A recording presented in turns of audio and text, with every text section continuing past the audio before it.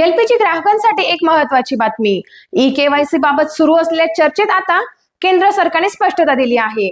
अनेकांमध्ये अशी समजूत होती की सर्वांसाठी एलपीजी केवायसी सक्तीची करण्यात आली आहे. सरकारने स्पष्ट केले की ही प्रक्रिया फक्त ग्राहकांसाठी आहे ज्यांची आधार पडताळणी अद्याप पूर्ण झालेली नाहीये.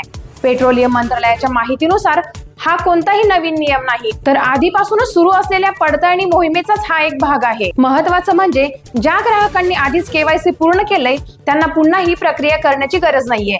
त्यामुळे सामान्य ग्राहकांना घाबरण्याचे कुठलेही कारण नाही. आणखीन एक दिलासादायक बाब म्हणजे ही प्रक्रिया आता घर बसल्या ऑनलाईन पूर्ण करता येणार आहे. त्यामुळे गॅस एजन्सीच्या कार्यालयात जाण्याची गरज नाहीये. सरकारचा उद्देश स्पष्ट आहे, प्रक्रियेत पारदर्शकता आणि ग्राहकांना सोयीस्कर सेवा. म्हणून योग्य माहिती घ्या आणि गरज असल्यासच केवायसी पूर्ण करा. अशाच अपडेटसाठी पाहत रहा टाइम्स ऑफ महाराष्ट्र.